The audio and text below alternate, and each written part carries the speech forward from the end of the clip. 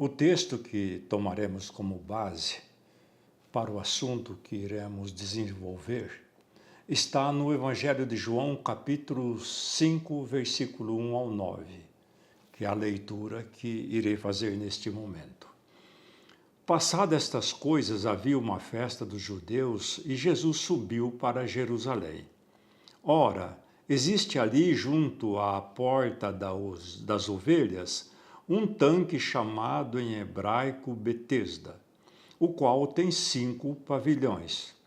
Nestes jazia uma multidão de enfermos, cegos, coxos, paralíticos, esperando que se movesse a água, porquanto um anjo descia em certo tempo, agitando-a, e o primeiro que entrava no tanque, uma vez agitada a água, sarava de qualquer doença que tivesse.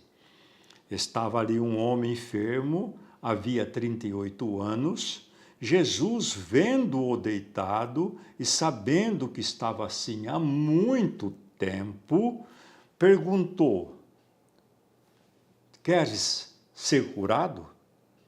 Respondeu-lhe o enfermo: Senhor, não tenho ninguém que me ponha no tanque quando a água é agitada, pois enquanto eu vou, desce outro antes de mim.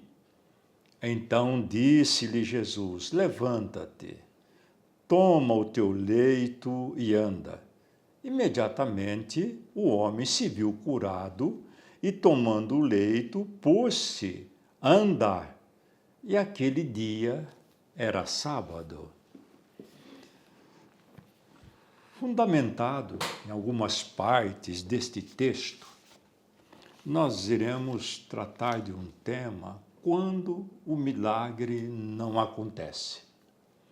Pensa comigo, não seria muito estranho Deus organizar um mecanismo de cura onde o mais forte levasse vantagem sobre os mais fracos, quanto ao tempo de chegar a água quando era agitada?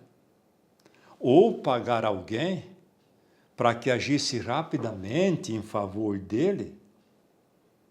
Não tem base nos ensinamentos vividos, praticados por Cristo e ensinado por Jesus Cristo. Muitos morriam à beira daquele tanque sem nada conseguir.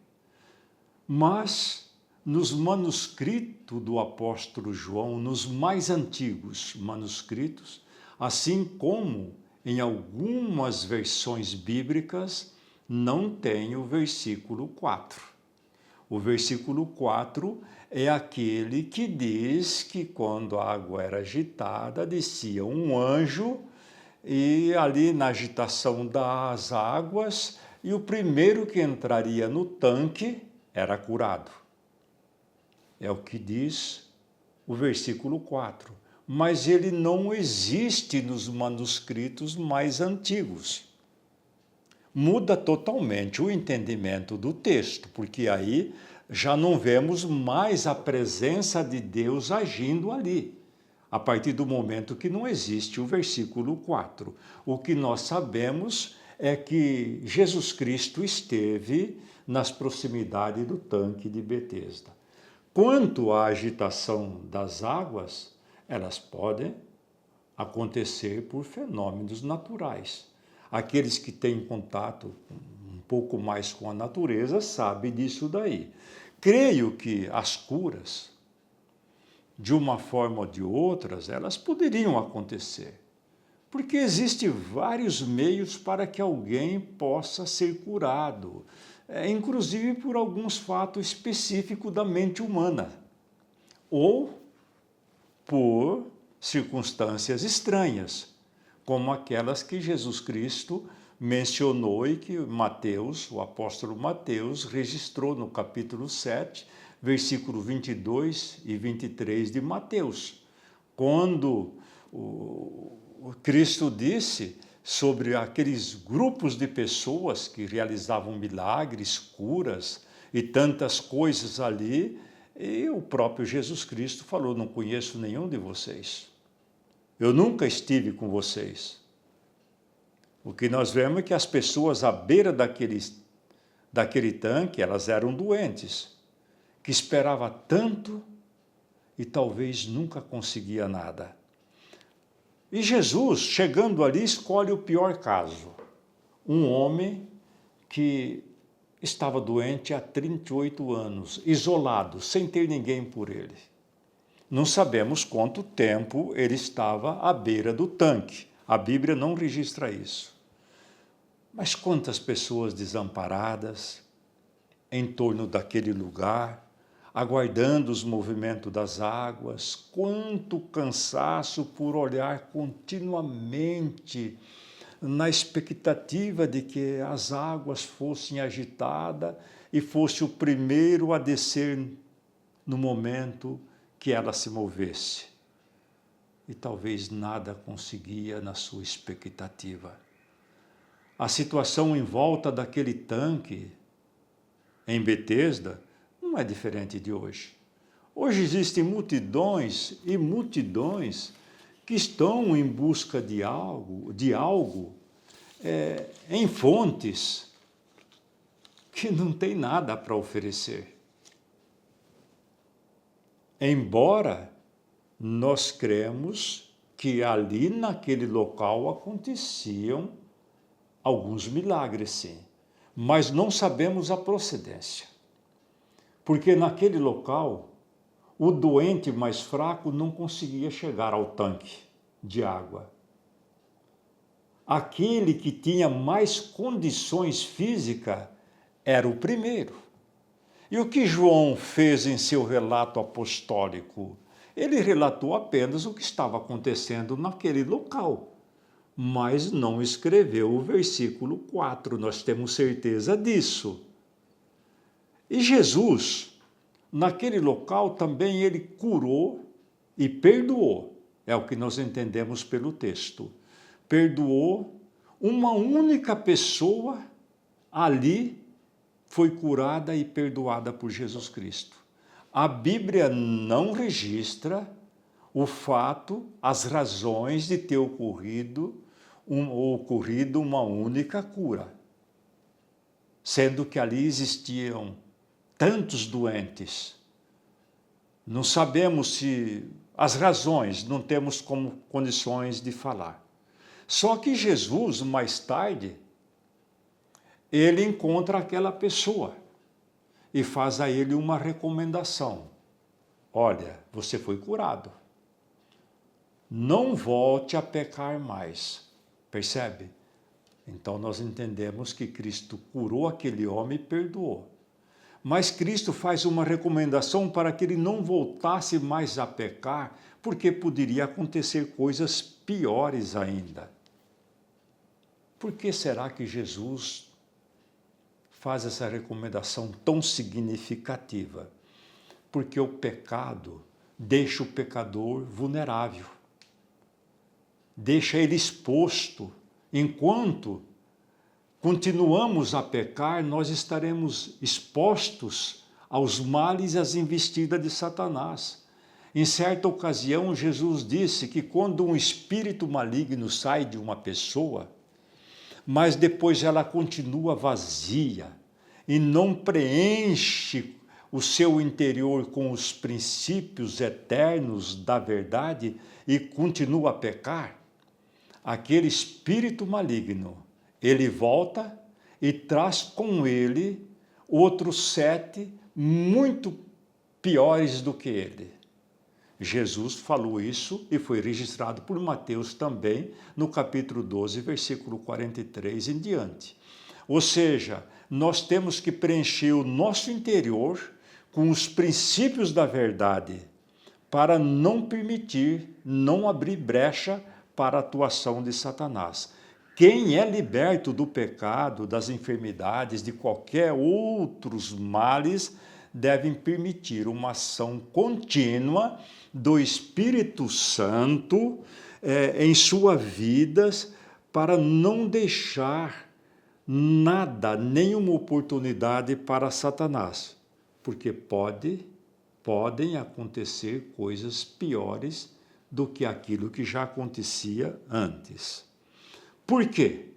Deus fala através do profeta Isaías que as nossas iniquidades, os nossos pecados criam uma barreira entre nós e Deus. E Deus não nos ouve mais. Cria uma situação onde Deus não aproxima daquela pessoa que não quer uma mudança, que não quer uma transformação. Por isso, a Bíblia Sagrada, através do santo apóstolo Paulo, em Romanos 12, diz: transformai-vos pela renovação da vossa mente. Nós precisamos ter a mente renovada, porque se nós não termos nossa mente renovada, vamos continuar pecando. E essa renovação só Jesus Cristo pode fazer. Mas por que muitas vezes os milagres não acontecem? Eu digo, porque muitos procuram no lugar errado. Deus usa o profeta Jeremias para dizer: o meu povo. Olha o que Deus falou, o meu povo. Ele não estava falando de uma comunidade desconhecida. Ele disse: o meu povo cometeu 2 erros, 2 delitos. Me abandonaram, que sou a fonte de água vivas, e foram cavar cisternas, mas cisternas furadas, que não retêm águas. Ou seja, eles deixaram Deus e foram buscar aonde não encontrava. Parece que a situação de Betesda, do tanque de Betesda, era essa. Em vez de buscar a Deus, eles buscavam um tanque de água aonde não havia essa manifestação que introduziram no versículo 4. Em outro momento, Jesus olha para uma multidão e diz: são como ovelhas sem pastor. As ovelhas sem pastor, elas não acham o caminho de volta, elas não encontram água, não encontram uma boa pastagem, fica exposta aos predadores, e Jesus Cristo olha para a humanidade e diz que a humanidade está exatamente assim. A mente e o coração fechados não permite que Deus execute a sua obra.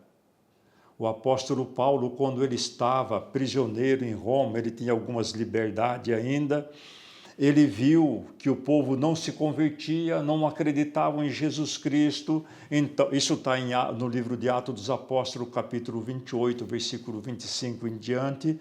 Então ele busca um texto do livro de Isaías, do capítulo 6, versículo 9, e diz: bem que o Espírito Santo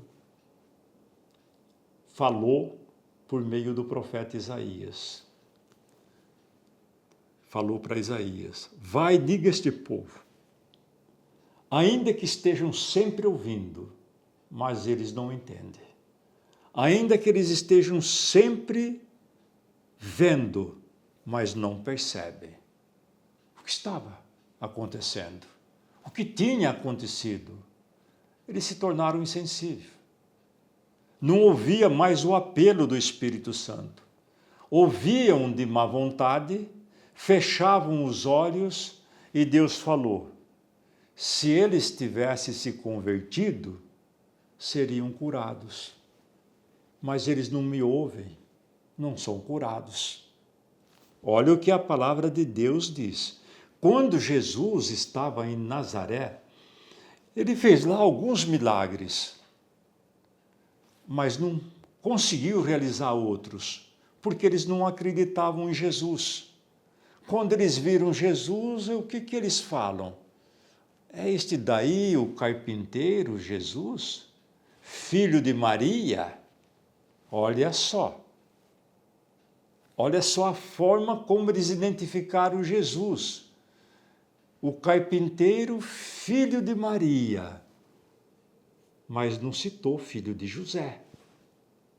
Percebe como Maria era vista naquele tempo? Por causa da concepção do Espírito Santo, E Jesus queria realizar milagres e não podia. E isso acontece hoje. O pregador sobe no púlpito falando em nome de Jesus, falando pela Bíblia Sagrada, as pessoas, mas esse daí não é aquele cara. Percebe? Não é olhado para o lado do aspecto da palavra de Deus, porque a palavra de Deus escrita é a palavra de Deus que foi falada, tem o mesmo valor. Então, se nós cremos, o milagre vai acontecer. Por isso que eu estou tratando de um assunto quando o milagre não acontece. E Jesus chegou até colocar duas situações perante aquele povo de Nazaré. Ele busca o tempo do profeta Elias, o tempo do profeta Eliseu, e falou, olha, na época de Elias houve 3 anos e 6 meses sem chuva, houve fome, faltou água. Quantas viúvas tinham necessitadas dentro de Israel? E Elias não foi em nenhuma delas. Aonde ele foi?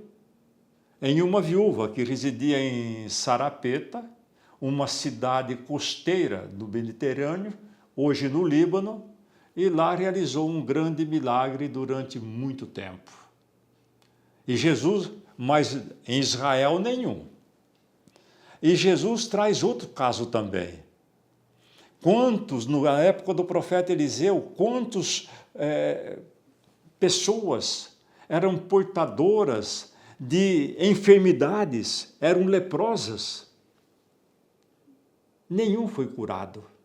Apenas um soldado, inimigo de Israel, Naamã, o sírio. Eles quiseram até apedrejar Jesus, mas essa é a grande realidade. Ou pode acontecer, ou pode não acontecer o milagre para o nosso próprio bem. Foi o que aconteceu com o apóstolo Paulo. O apóstolo Paulo, ele foi acometido de uma enfermidade, não sabemos que enfermidade é essa, que ele deu o nome de espinho na carne.